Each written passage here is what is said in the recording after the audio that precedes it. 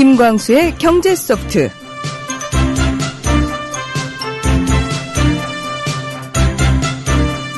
경제를 이보다 더 알기 쉽게 설명해 줄 순 없을 것 같습니다. 김광수 경제연구소의 김광수 연구소장님 나와 계십니다. 안녕하십니까? 네, 안녕하세요. 네. 많은 분들이요, 네. 이 김광수의 경제 소프트를 들은 이후로요, 네.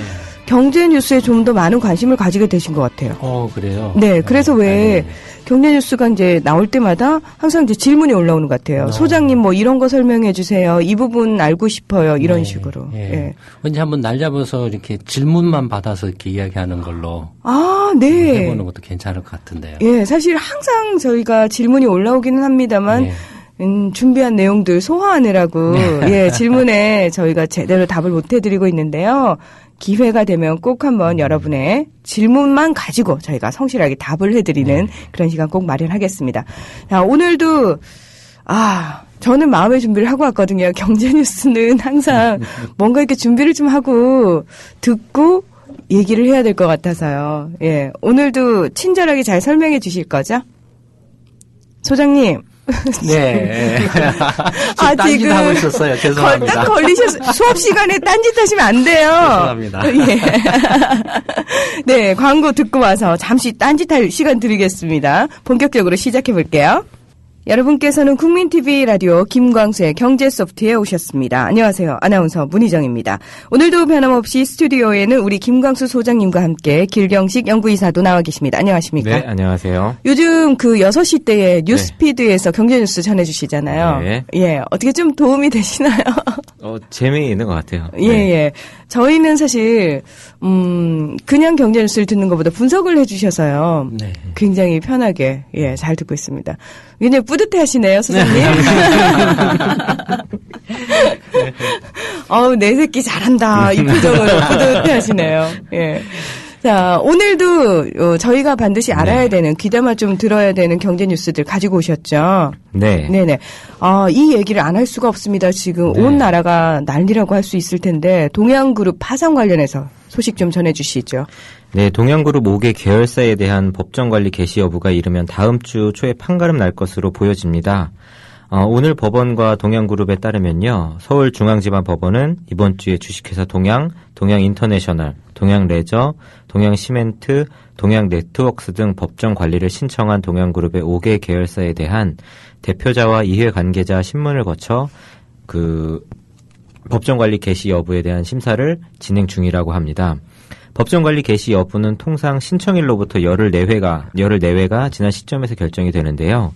동양그룹은 5개 계열사가 한꺼번에 개시 신청을 한 데다가 손실을 본 개인 투자자들이 5만여 명에 가까워서 사회적인 파문이 크다는 점 등 고려할 점이 많아 다소 시간이 걸린다고 재판부는 설명을 했습니다. 네.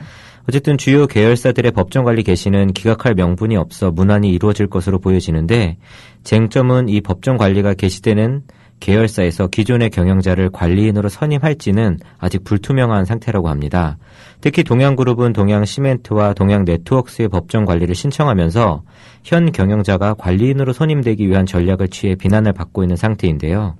동양시멘트의 채권은행인 산업은행 측은 현 경영진 등 현재현 회장의 영향력이 미치는 인사를 관리인으로 선임하는 것을 반대한다고 재판부에 의사를 전달했다고 합니다.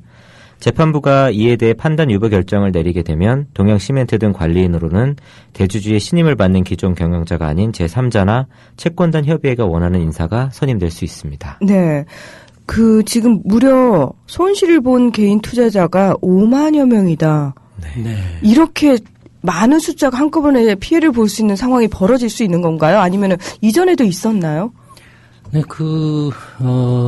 지금 이제 시리즈로 지금 가고 있죠. 네. 웅진, 쌍용, 그다음에 LIG, 그다음에 STX, 그다음에 동양, 네, 그다음 선수가 또 대기하고 있죠.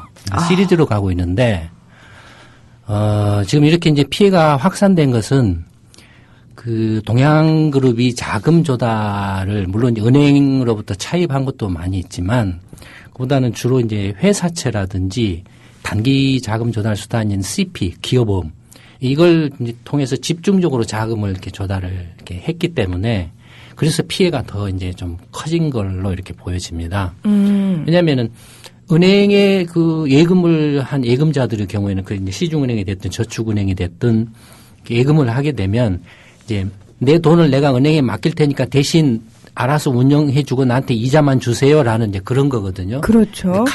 간접 투자죠. 은행에 예금을 맡긴다라는 건.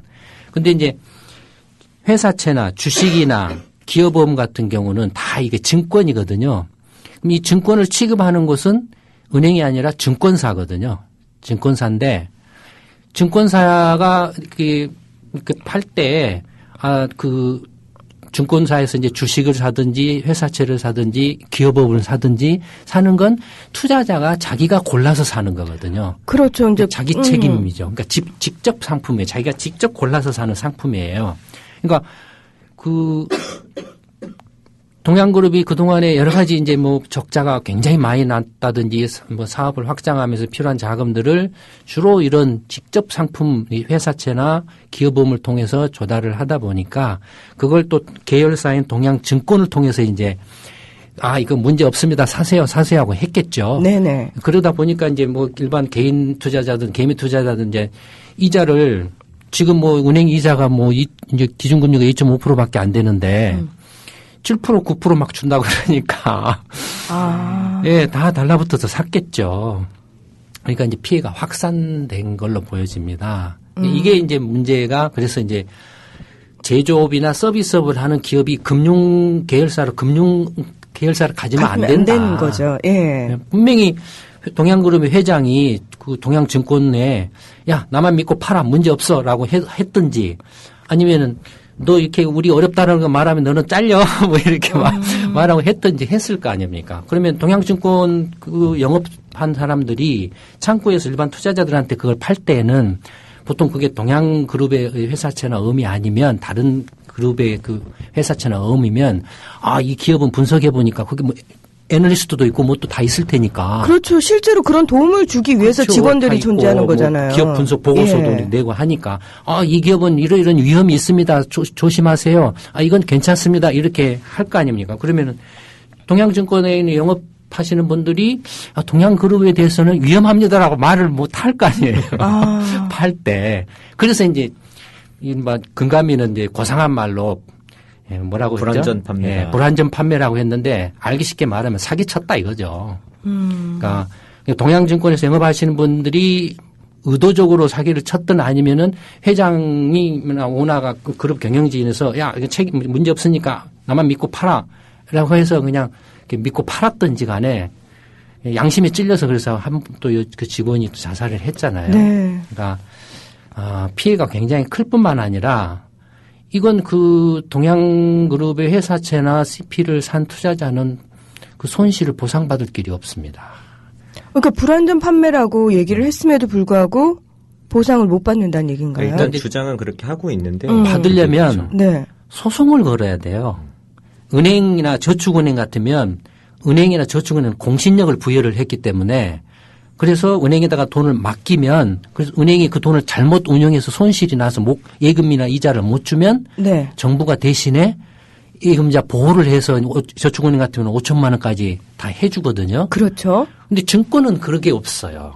자기 책임이기 때문에 자기가 골라서 알아서 사는 거기 때문에 근데 골라서 알아서 살 때 동양증권 창구에서 거짓말을 했느냐 안 했느냐가 이제 중요한 이제 문제가 되죠. 제대로 된 정보를 제공했느냐 안 했느냐가 문제가 되는데 문제는 지금 동양증권 동양그룹이 문제가 되리라는 것은 이미 저희 같은 경우는 연초부터 그런 이야기를 하고 돌아다녔는데 다 어느 정도 알만한 사람들 알고 있었던 상황이고 근데 그런 것들을 이렇게 제대로 일반 그 투자자들한테 위험을 공지하지 않고 이렇게 만약에 동양증권이 모르고 그랬다라고 하면은 그것도 사실은 사기죠.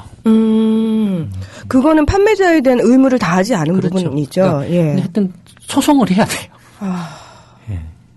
지금 이제 많은 분들이 막 시위를 하시고 네. 예, 그런 상황인데 결국은 소송으로 갈 수밖에 없는 상황이겠군요. 그러니까 뭐 형사처벌을 받든지 뭘 하지만 왜냐하면 이제 만약에 이제 그 청산을 하게 되면 뭐 업종 관리를 하든 뭘 하든지 간에 이제 부채하고 이제 자산하고 정리해서 이렇게 이제 어느 정도 정리를 할 거 아니겠습니까? 네네. 정리를 하고 나면 이제 회사채든 CP든 다 못 돌려받을 부분들이 있겠죠. 그 부분에 대해서 이제 손실이 나면 투자자가 책임을 지는데 그거에 대해서 이제 동양그룹의 이제 뭐 회장이 됐든 누가 됐든 이제 소송을 걸겠죠. 문제는 소송을 걸었을 때 이 오너가 돈이 있느냐는 게 문제죠.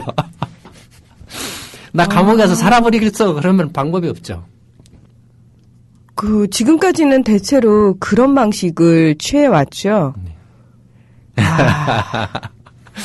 근데 받기는 거의 금감원이 이제 신청을 받았는데 한 4,500명 정도가 이렇게 신청을 피해 사기당했다라고 이렇게 이제 신청을 했는데 1인당 한 5,200만 원 네. 정도 피해액이 이제 조사가 됐다라고 이야기를 합니다. 근데 전체적으로 보면은 지금 특히 이제 위험한 게 지금 CP인데요. 기업어음이요. 네, 기업어음이요. 이게 지금 최근 한 1, 2주 사이에 전자어음 같은 경우는 한 30조 원 정도, 평소에 30조 원 정도 이렇게 발행 잔고가 있었던 게 지금 50조 원을 푹 뛰어넘어 버려서 순식간에 그냥 지금 동양증권을 전후로 해서 동양그룹 사태를 전후로 해서 지금 20조 이상이 푹 늘어버렸어요. 이것은 뭐냐면 지금 회사채가 다 죽어 있다라는 소리예요. 그러니까 다른 지금 문제되는 기업들이 회사채 발행을 하는데 이게 막 7%, 8%, 9%, 10%를 줘도 누가 안 산다 이거예요, 지금. 그러면 이제 빚이 많거나 이렇게 갚아야 되는 처지에 있는 기업들은 지금 다급해지잖아요. 굉장히 다급해지죠. 그러니까 지금 그걸 이제 땜질하려고 CP를 막 지금 이제 찍어내고 있다라는 거죠. 그러니까 그걸 이제 또 뭐 정부가 금감위가 됐든 한국은행이 됐든 그걸 돈을 풀어서 또 받쳐준다라는 거죠, 지금. 그러니까 지금 회사채 시장이든 기업어음 시장이든 거의 다 죽어 있죠, 상황이. 네. 이게 참 기업 하나가요, 단순히 파산을 한다는 게 그냥 그 기업만의 문제가 아니라 결국은 또 세금이 들어가야 되고 또 많은 국민들이 고통을 받고. 세금 들어가면 또 반대합니다.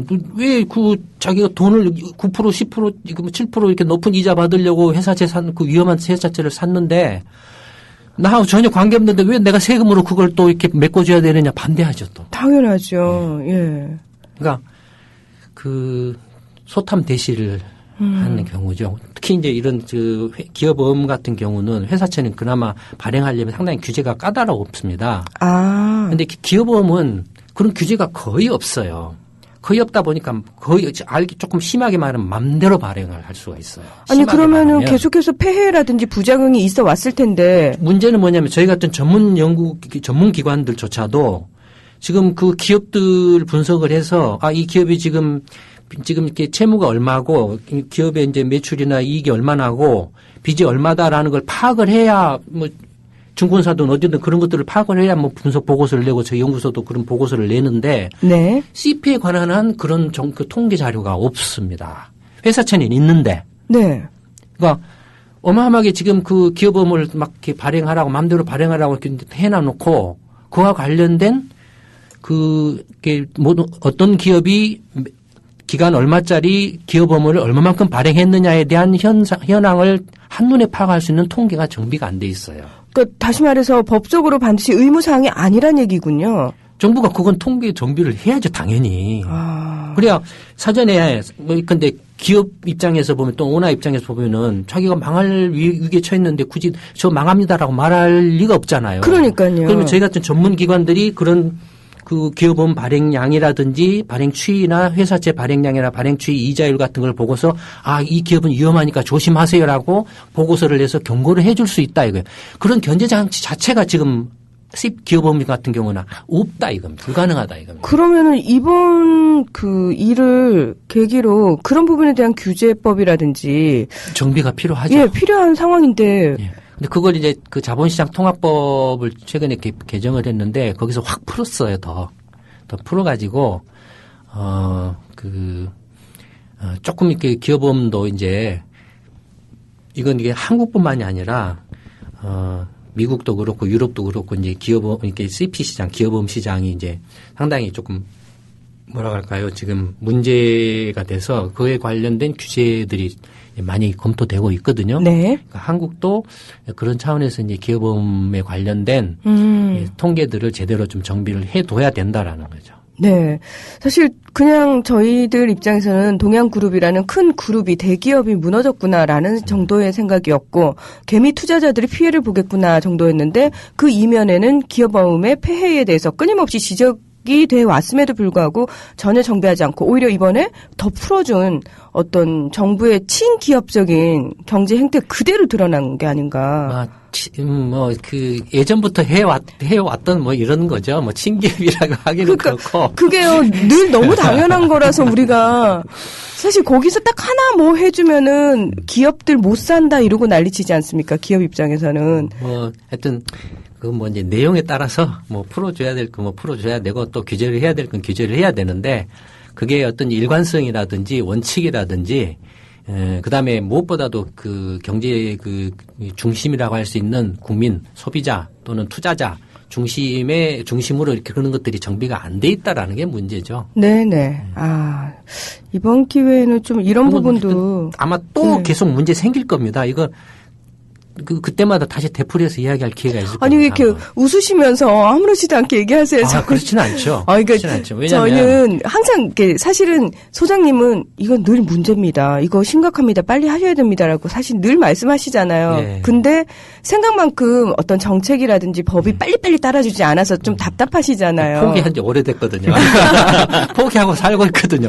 스트레스 받으면 제가 못 견디죠. 그러니까요. 못 견디죠. 예, 근데 이 이야기는요. 네. 안 믿으실지 모르겠지만 기획예산처가 그 외환위기 직후에 생겼습니다. 네. 이제 김대중 정부 때 그때 첫 그 기획예산처 생기고 기획예산처 장관으로 그 전율철 장관인가가 장관했을 때 강연 요청을 받아서 가서 제가 한 이야기 중에 하나입니다. 기업 퇴출 문제하고 이런 그 부실 기업들을 어떻게 사전에 이제 그 파악해서 경고를 해 주느냐라고 그러니까 벌써 10년도 훨씬 전에 했던 이야기들을 16년 전인데 예. 법정 관리 같은 경우도 문제입니다, 사실은. 워크아웃 제도나 이런 것도 문제예요. 원래는 기업 퇴출 제도라는 게 굉장히 중요하거든요. 사람 죽으면 어떻죠? 뭐 장례식 거하게 하는 경우도 있지만 죽으면 화장하고 뭐 그냥 끝나거든요. 네네. 기업도 마찬가지거든요. 기업도 거의 살아있는 생명체나 마찬가지죠. 개인적으로는 동양그룹이 됐든 어떤 그룹이 됐든 어떤 기업이 됐든 하다못해 동네에 김밥집이 망하더라도 가슴 아프죠. 네. 왜냐면 피해가 거기서 일하는 사람이 얼마나 되는데, 그러니까 굉장히 안타깝고 가슴 아프죠. 안타깝고 가슴 아프지만 어쨌든 간에 그렇게 문제가 생긴 기업들의 경우에는 가급적이면은 자체적으로 빨리 해결하도록. 그럼 자체적으로 어떻게 빨리 해결하냐면은 스스로 빨리 팔 것은 팔고 정리할 것 정리해라는 거죠. 그러니까 동양그룹 같은 경우도 동양 매직이 됐든 동양 파워가 됐든 빨리 팔았어야 되는데 이게 막판에 몰려가지고 이제 팔려고 하다 보니까 후려쳤겠죠. 그러니까 오늘 입장에서는 이거 이렇게 헐값에는 못 팔아. 이런 식이 됐겠죠, 아마. 아니면 또 딴 생각이 있었을 수도 있겠죠.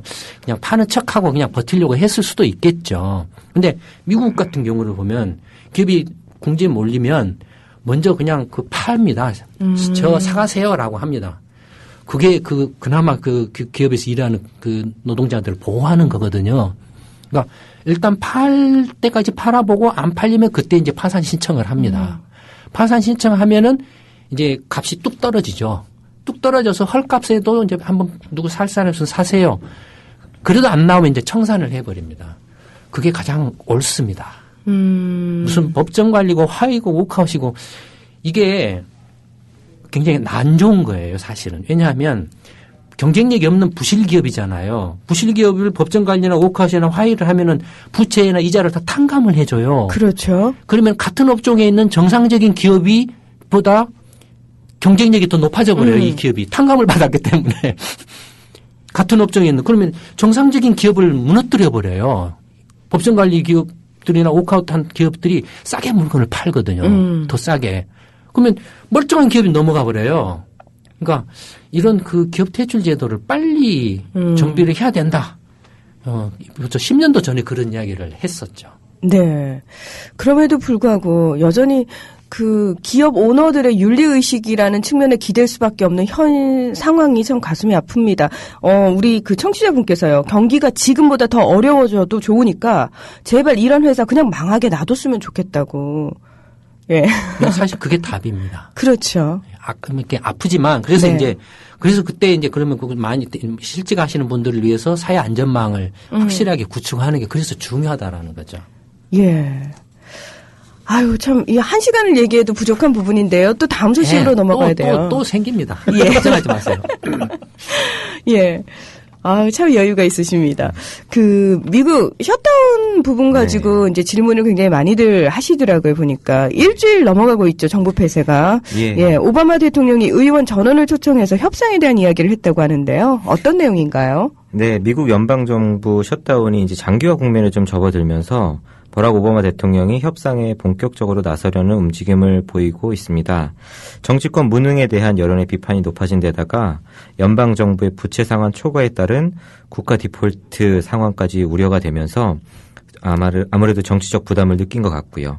이에 따라 극적 타결을 이루어낼 수 있을지 주목되고 있습니다. 네. 오바마 대통령은 셧다운 9일째인 지난 9일에 그 오후에는 민주당 하원 의원들을 백악관으로 불러서 최근 정치 상황에 대해 의견을 나눈 데 이어서 그 공화당 하원 의원들도 232명 전원을 초청해서 같이 또 이야기를 나누었습니다. 또 이번 주에는 민주공화당 상원 의원들도 전원 백악관으로 초청할 계획이라고 현지 언론을 통해서 전했는데요.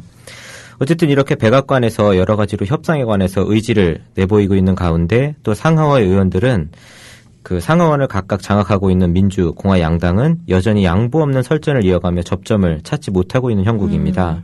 민주당 상원은 중간 선거가 있는 내년 말까지 다른 조건 없이 부채 상한을 증액하는 것을 골자로 하는 법안을 이번 주 내에 통과시킨다는 계획이나 공화당은 현재로서는 부채 상한 증액안을 받아들일 수 없다며 강력히 좀 맞서고 있는 상태고요. 네. 하원의 다수석을 차지하고 있는 공화당은 재정 적자를 해소하고 셧다운과 디폴트 등을 타개할 방안을 논의하기 위한 초당적 합동위원회 구성안을 통과시켰으나 또 백악관은 이에 대해서 거부권을 행사하겠다라고 지금 공언을 한 상태입니다. 예. 네. 이제 그 미국의 지금 이제 그 정부 셧다운, 그러니까 정부가 문을 닫았죠.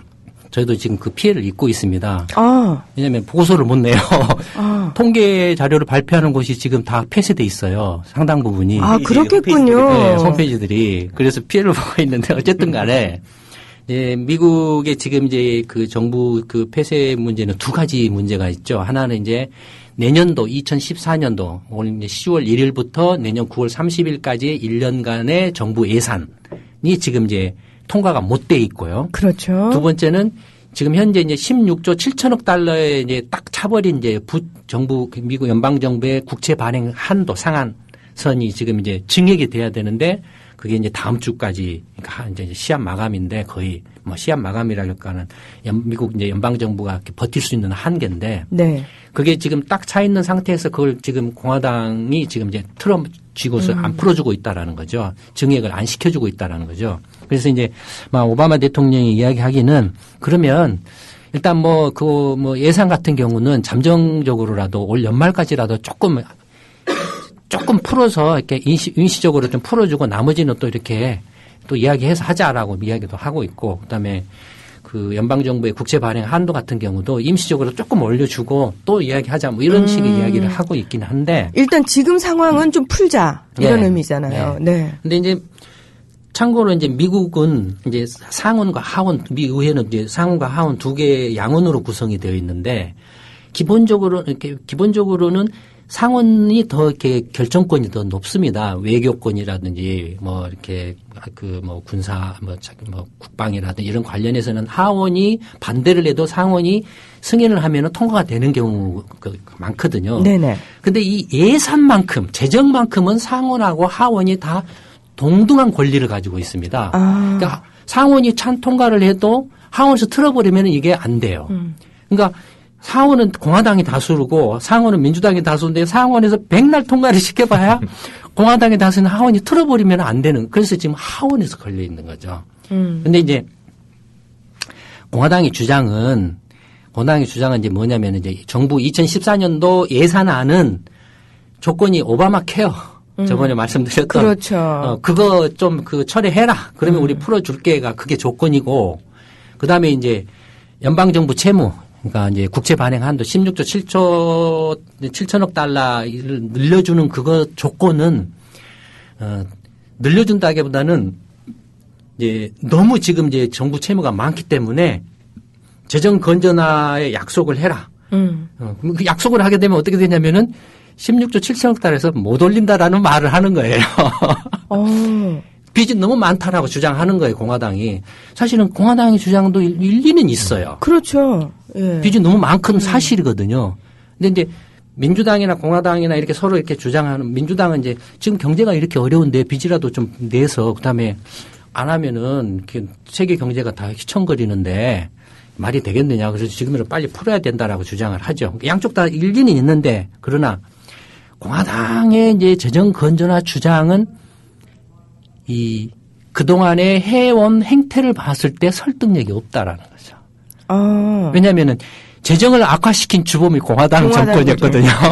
그러니까 미국이 보면요, 공화당과 민주당이 번갈아 가면서 집권을 하는 형태를 보이지 않았습니까? 물론 이제 오바마가 민주당이 이번에는 연임을 하고 있습니다만, 요 전이 바로 공화당이었거든요. 네, 부시 정부고 그 그렇죠. 전에는 이제 뭐 아버지 부시였고, 그 클린턴 그 전에가 아버지 부시였고, 그렇죠. 그런 식으로 그 전에 번갈아 가면서 레이건이었고 그렇게 됐죠. 그러니까 레이건 때도 부자 감세했고, 그다음에 아들 부시 때도 부자 감세를 했고, 그래서 재정을 더 악화시켜 버렸거든요. 그렇죠. 심지어는 오바마 케어를 지금 반대를 하고 있지만 그 아들 부시 때 2001년에 뭘 했냐면요, 그 사회복지 그 혜택을 확 풀어버렸어요. 표를 얻으려고 그 재선에서 이기려고 아들 부시가. 네. 그래서 적자가 확 늘어났어요.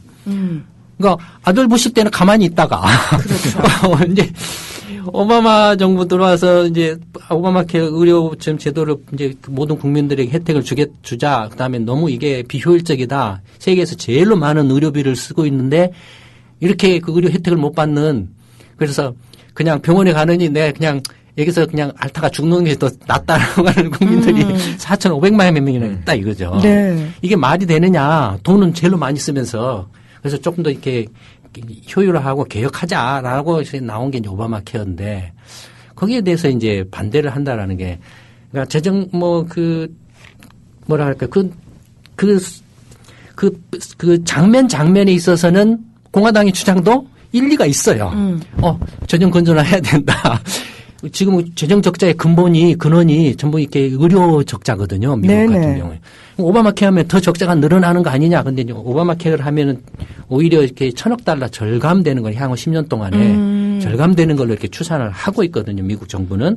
근데 이제 공화당은 더 늘어나는 걸로 이렇게 이제 주장을 하고 있죠. 근데 실제로 근데 과거에 공화당이 정권을 잡았을 때 해온 행태를 보면은 공화당의 정권을 잡았을 때는 말할 수 없는 적자를 이렇게 키워놓고서 이제 민주당이 정권 잡았을 때는 또 이렇게 이른바 보수의 그렇죠. 그 원칙을 내세워가지고 반대를 한다 이거죠. 막무가내식의 반대를 한다라는 식이죠.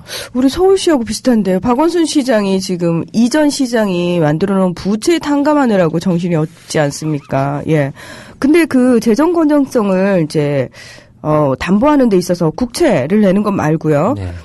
이전 정부에서 했던 어떤 부자 감세 부분이라든지 세금들이요. 그러니까 네. 곳곳에 숨어있는 세금들을 어떻게 이용하는 방법은 도저히 안 되는 건가요? 도대체 국채 발행 이해는 한국 이야기입니까? 미국 이야기? 미국 이야기입니다. 미국 이야기. 예. 2012년에 작년에 그 이제 아들 부시 때 감세했던 걸 일부 환원을 했어요. 네. 증세를 했습니다. 그러니까 그래도 아직도 이제 좀 부족한 부분들이 있어요. 특히 이제 고소득층, 예를 들어서 이제 연봉 50만 달러 이상, 100만 달러 이상의 경우에는 그 명목세율이 35%지만 실효세율은 20% 정도밖에 안 됩니다. 여러 가지 공제 때문에, 소득공제나 세공제 때문에. 그러니까 미국의 얘기인 거죠, 미국의 지금. 얘기. 예. 네. 그러니까 그것들이 이제 굉장히 문제가 돼 있죠. 이거 언제 한번 날 잡아서 이야기한다고 그랬을 것 같은데요. 네. 저희가 날 잡아서 할 얘기가 너무 많아서요. 일본에서 이제 문제만 하나 던져드릴게요. 네. 일본에서는 부자 증세 이야기가 없습니다. 예, 없다고 말씀해 주셨어요. 했었나요? 네. 하도 여기저기서 이야기하다 보니까 어디서 그런 이야기 했는지 모르겠어요. 미국은 부자 증세가 있어요. 한국도 부자 증세 논란이 있어요. 그 차이에 대해서, 원인에 대해서 한번 날 잡아서 이야기를 한번 하죠. 네, 알겠습니다.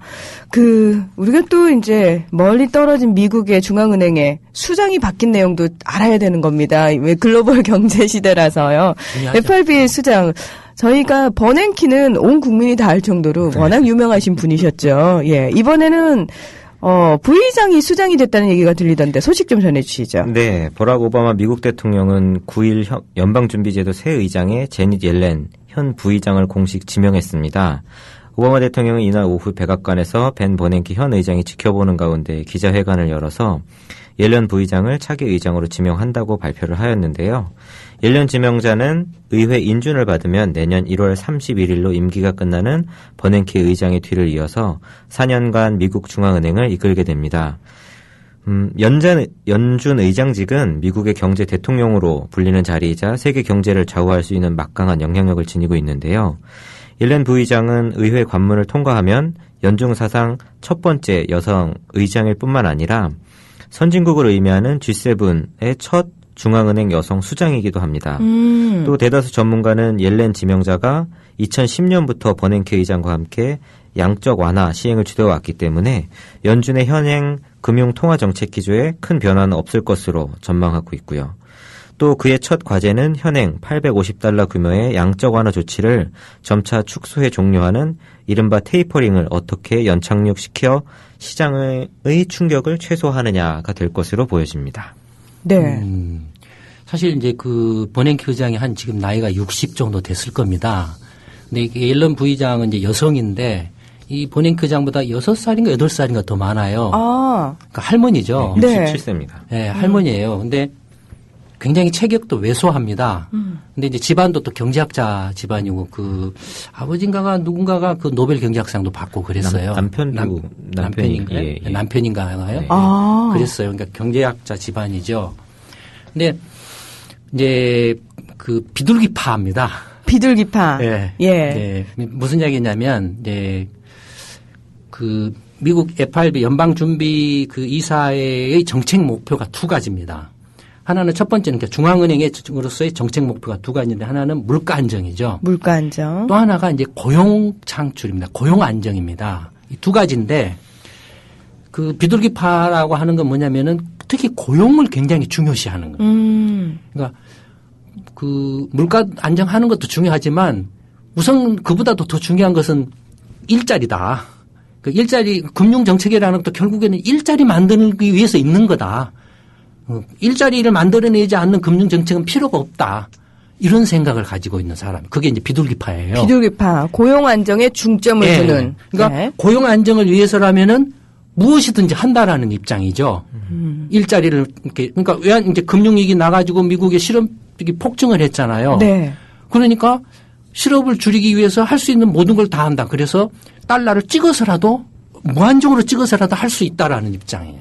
그게 굉장히 강력한 주창자예요. 옐렌 부의장이. 그러니까 이른바 이제 양적 통화 확대책의 이제 강력한 주창자이죠. 근데 이제 매파가 있어요. 반대쪽에. 네, 비둘기파 반대쪽에 매파는 뭐냐면 물가 안정에 더 비중을 두죠. 그러니까 중앙은행이 달러를 찍어가지고 월권 행위를 하는 건 반대를 하는 거예요. 중앙은행은 은행의 은행이죠. 네. 그러니까 일반 시중은행들에만 상대로 해요. 근데 지금 미국 FRB가 지금 하고 있는 건 뭐냐면은 중앙은행으로서 달러를 찍어가지고 뭘 하냐면은 증권시장에 가가지고 국채하고 주택담보대출 증권을 사고 있어요. 직접 투자자로서. 예. 직접 자기가. 원래 중앙은행이 그런 거 하면 안 되거든요. 네. 그러니까 이제 매파는 그걸 반대를 하죠. 그러니까 국채를 사거나 직접적으로 시장에 개입하는 것은 자원 배분을 왜곡하고 가격을 왜곡한다 이거예요. 그렇기 때문에 매파는 양적 통화 확대책을 반대를 해요. 그러니까 옐렌 부의장은 버냉키 의장에 버금갈 정도의 그 이상의 강력한 비둘기파입니다. 그러니까 앞으로 이 옐렌 부의장이 이제 의장이 되면은 미 FRB의 통화 정책이 어떻게 될 것인가라는 걸 이제 대강 짐작을 할 수가, 가늠을 해볼 수가 있죠. 고용이 계속 개선이 되지 않으면은 양적 통화책을 계속 지속할 가능성이 높다. 고용이 개선되면은 출구 전략을 그때 이제 뭐 검토를 할 거다. 뭐 이런 정도가 예상이 되죠. 그러니까 그 버냉키 현 의장과 뜻을 같이 하기 때문에 사실 정책에 있어서 급격한 변화라든지 뭐 돌발 변수는 없다라는 측면에서 좀 안정감을 줄 수는 있겠네요. 시장의 신호를. 근데 뭐 사실 여러 가지 좀 복잡한 좀 문제들이 있습니다. 지금 언제까지 이렇게 계속 달러를 찍어서 할 거냐. 왜냐하면 지금 시장에 다 보이지 않게 왜곡되고 있거든요. 그렇죠. 미국 자원 배분이나 가격이 왜곡되게 되면 그 부작용이 반드시 어디선가 언젠가는 반드시 나타나게 돼 있습니다. 그러니까 그걸 매파들이 그걸 우려하죠. 그러니까 지금 결과적으로는 이제 또 다른 거품을 만들고 있다라는 거죠.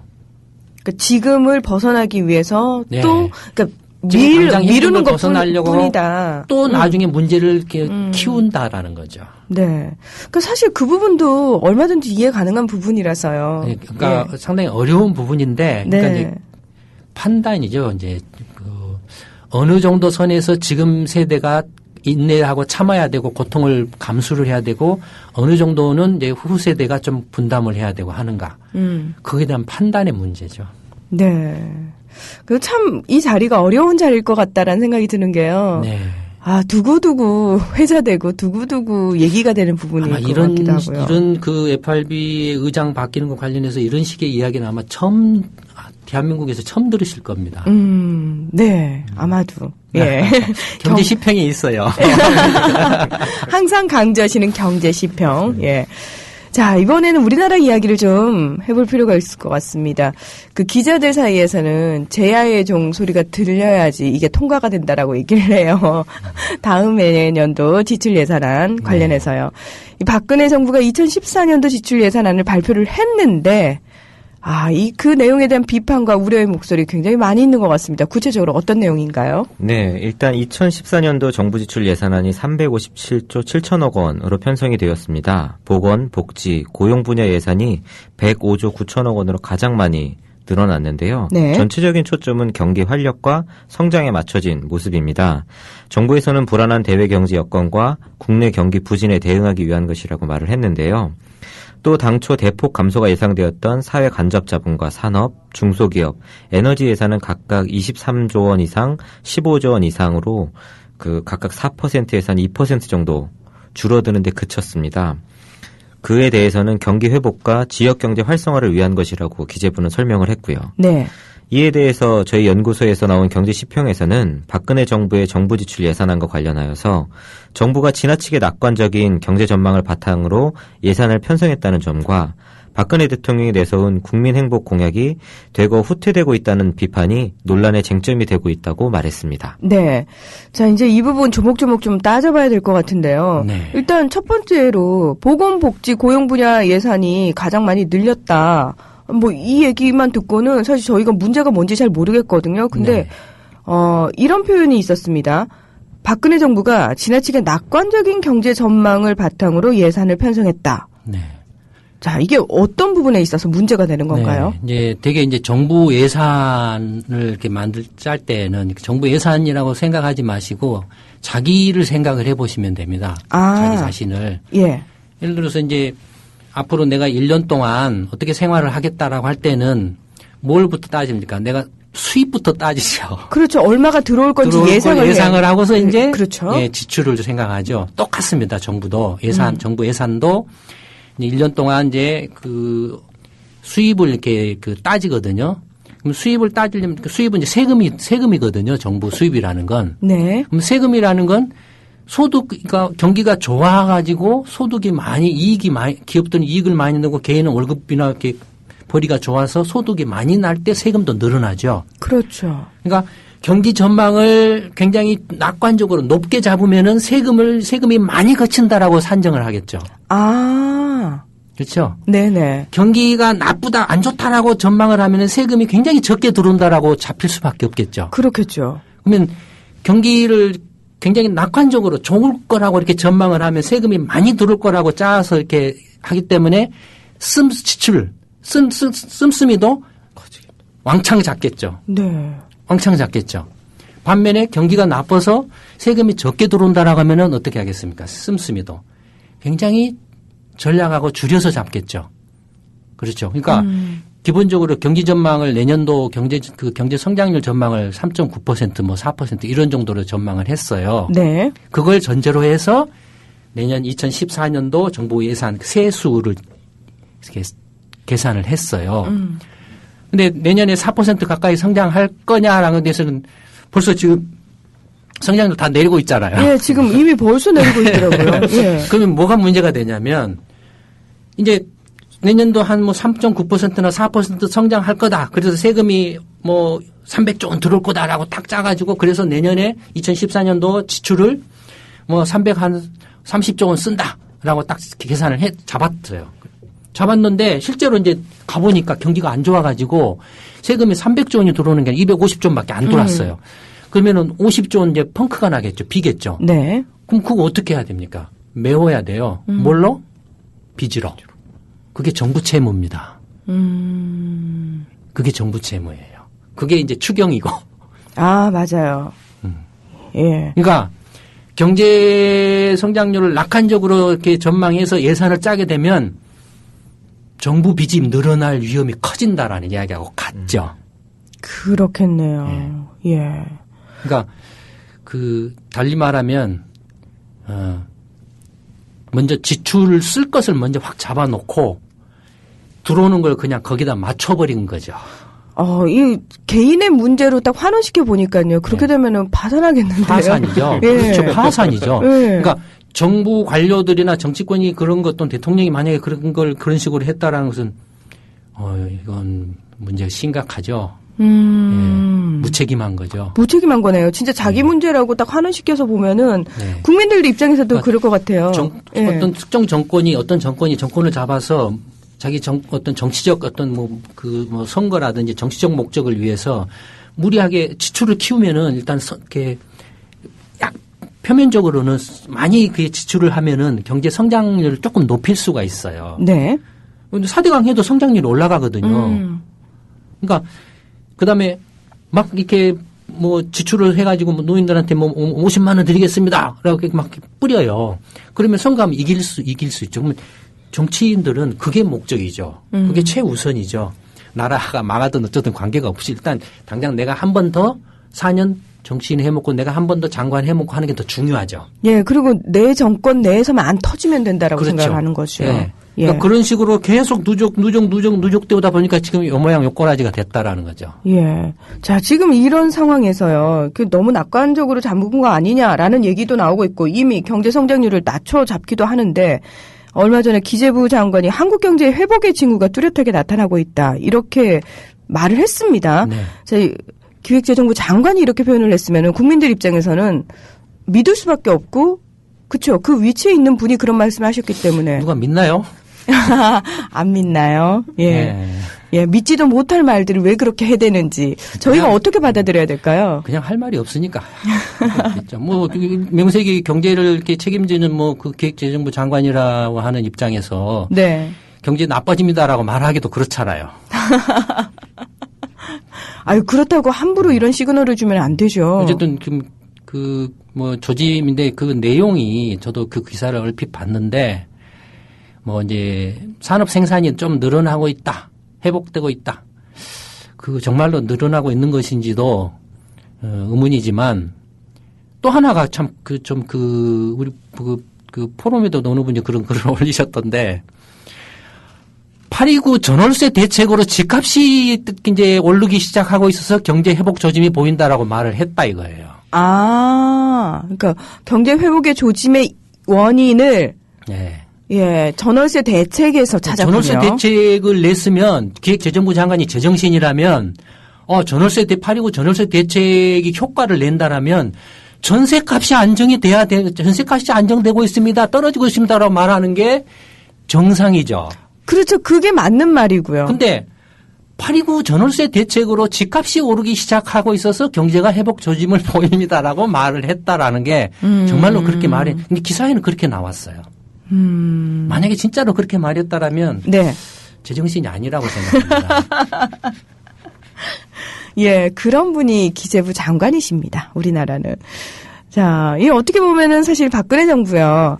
민주당과 비슷한 어쩌면 더 강력한 복지 공약들을 내세워서 당선이 되지 않았습니까? 네.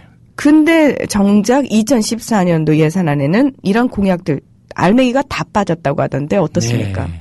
첫째는 이제 박근혜 정부가 출범하고 제일 먼저 이제 기획재정부가 4월 달인가 3월 달인가 그 경제정책 방향이라는 이제 그 자료를 발표를 했습니다. 네. 그 발표에서 놀랍게도 그 이명박 정권 때는 그 지나치게 경제 전망을 낙관적으로 해서 추경을 지금 세수가 펑크가 나가지고 추경을 편성 안 할 수가 없습니다라고 반성합니다라고 그 이야기를 했어요. 네. 근데 지금 또 똑같은 짓을 되풀이를 하고 있죠, 지금. 어쨌든 그때 그런 이야기를 했어요. 하면서 앞으로 이제 박근혜 정부 임기 5년 동안에는 박근혜 대통령이 공약으로 내세운 국민 행복 공약을 확실하게 이행을 실현을 하겠습니다. 해서 기초연금, 그다음에 무상보육, 그다음에 고등학교 무상교육, 그다음에 대학교 반값 등록금, 그다음에 4대 중증 환자 100% 건강 그 보험 이렇게 무료 혜택 이걸 이렇게 강조를 했어요. 그 후에 이제 각 부처별로 공약 관련한 또 그 임기 5년 동안의 정책 그 기조하고 그 로드맵을 발표를 다 했어요. 근데 국토부 같으면은 서민 주거 복지 공약 4.1 대책에 그걸 발표를 했습니다. 복지부 같은 경우는 기초연금, 그다음에 교육부 같으면은 그 고등학교 반값 등록금 그런 고등학교 무상교육. 예. 네. 그래서 2014년부터 2017년까지 단계적으로 이제 25% 예산을 잡아가지고 2017년까지 완전히 고등학교 무상교육을 실현하겠습니다. 당정까지 그렇게 합의를 해가지고 발표를 했어요. 근데 이번 2014년도 정부 예산안을 보면은 놀랍게도 무상보육, 고등학교 무상교육, 대학 반값 등록금이라는 말이 한마디가 없어요. 아예 싹 사라져버렸어요. 그리고 이제 어떻게 나왔냐면은 기초연금은 다들 아시는 것처럼 이제 후퇴를 했죠. 네. 좀 지난번에 저희가 지난 시간에 설명을 자세히 드렸죠. 네. 예. 후퇴를 했죠. 뭐 그건 그럴 수도 있다라고 칠 수 있다 이겁니다. 그다음에 문제는 이제 고등학교 이렇게 그 무상교육 내년도 예산을 하나도 안 잡아놨어요. 할 의지가 없는 거죠. 네, 그러니까 무상교육이라는 말도 싹 빼버리고 네. 예산도 안 잡았어요. 그다음에 대학 반값 등록금 말도 싹 빼버렸어요. 빼버리고 예산도 안 잡았어요. 그래놓고 한 게 뭘 했냐면은 셋째 자녀 대학 등록금 면제로 한 1,200억 정도를 잡았습니다. 네. 근데 보통 대학 등록금을 예를 들어서 평균 한 1년에 500만 원 잡으면 1,200억이면 되게 한 2만 한 4, 5천 명 됩니다. 근데 전체 지금 대학생 수가 300만 명이에요. 네. 300만 명 중에 2만 4, 5천 명 정도 셋째 자녀의 등록금을 면제해 준다라는 거고 또 하나는 이제 장학금을 좀 늘려주겠다. 그래서 4천억을 좀 늘렸어요. 장학금을 2조 8천억에서 3조 2천억 정도로 4천억 정도를 늘렸어요. 반값 등록금이니까 뭘 복잡하게 하냐. 300만 명이니까 300만 곱하기 500 이렇게 평균 그 등록금 해가지고 500만 원 이렇게 딱 하면은 한 15조 정도 되지 않습니까? 네. 아우 계산 빠르네. 15조 정도 되는데 반값이면은 얼마입니까? 7조 5천억이죠.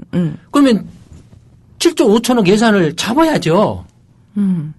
반값 등록금 공약을 했으니까. 그러니까 공약뿐만 아니라 4월 달에 발표한 경제 방향에서 얘기를 했다면서요. 했는데 교육부도 하고 전부 했는데 그다음에 건강 그 4대 중증 같은 경우도 이렇게 예산이 없다라는 식으로 해서 그것도 후퇴를 해버렸어요. 무상보육이라는 말도 한마디도 쓰지 않고 어디 쫙 구속지선가 딱 한 번 썼어요. 2014년 예산에서.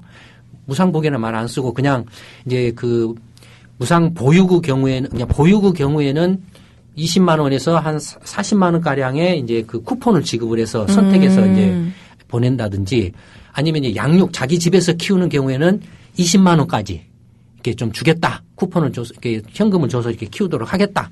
뭐 이런 식으로만 해놨어요. 뭐 그것이 원래 무상 보육을 공약을 했으면 2014년도 보육과 관련해서 예산을 양육이나 보육 관련 예산 이렇게 짰는데 박근혜 대통령이 무상 보육 공약으로 내세운 것과 관련해서 설명을 해보면 이 예산이 무상 보육에 이런 식으로 연관이 있고 그래서 이런 점에서 무상 보육을 실현하고 있습니다라고 설명을 달아야 되잖아요. 그렇죠. 그런 게 전혀 없어요. 모조리 다 빠져버렸어요. 2014년도 정부 예산안이 제가 볼 때는 박근혜 대통령한테 뭐 들고 가서 보여줘 봐야 잘 모르실 거고, 그러니까 아마 팔순 대신에 비서실장이 보고받아서, 그러니까 이제 대통령도, 알아서 하세요 뭐 이런 것이 있다면서요. 저는 잘 모르지만. 네. 그러니까, 뭐, 비서실장이 이제 뭐 여러 가지 이제 하면서, 정부 부처 관료들하고 이렇게 해서, 야, 지금 우리가 이런 복지 확대를 복지를 이렇게 하게 됐어? 지금 상황이? 뭐 이런 이야기를 했든지 어쩌든지 뭐 했겠죠. 근데 이제 개인적으로는 안타깝습니다. 박근혜 대통령이 사실 개인적으로는 상당히 좋은 대통령이 되고자 하는 의지가 굉장히 강한 걸로 저는 봐요. 네. 정말로 그 대선 공약에서 내선 공약을 지키고 싶다라는 그 열의도 강한 걸로 느껴요. 저는. 근데 문제는 뭐냐면 직접 본인이 해야 되는데 국정원 이제 문제로 이렇게 자꾸 궁지로 몰리다 보니까 8순 노인을 비서실장으로 앉히고 뭐 이렇게 7순을 뭐 차기 뭐 본인이 나서서 뭐 김무성 씨인가요? 누군가요? 뭐 대권하는데 벌써 정권 출범하고 1년도 안 되는데 무슨 대권 행세 뭐 이런 거 하고 있고 그다음에 뭐 차떼기 뭐 했던 사람을 갖다가 다시 이제 뭐 집권당의 대표로 하려고 다시 출마 공천을 주고 이렇게 한다 이거예요. 나이가 많고 세월이 이렇게 오래되고 나이가 많고 오래된 것은 어떻습니까? 낡고 썩죠. 대통령이 궁지에 몰린다라 그래서 아무리 많은 그 낡고 썩은 동아줄을 붙잡은다 한들 낭떠러지로 안 떨어지겠습니까? 떨어집니다. 튼튼하고 새 동아줄을 이렇게 갖춰도 제대로 할까 말까 한 판국에 7순 8순 노인네들을 갖다가 썩은 동아줄을 갖다가 딱 전면에 세워놓고 뒤에 그 동아줄을 붙잡고서 이렇게 있다 보니까 그 공약이 제대로 실행될 리가 없죠. 관료들이 봐봅니까? 벌써 제가 볼 때는 박근혜 대통령이 관료들한테 붙잡혔어요. 결론이 그겁니다. 네. 아유, 제가 갑자기 또 기침이 터져가지고. 예. 오늘 김광수의 경제소프트는 여기까지 하겠습니다. 다음 주에 다시 찾아오겠습니다. 소장님 오늘 고맙습니다. 네, 감사합니다. 감기 빨리 나으세요. 네, 고맙습니다.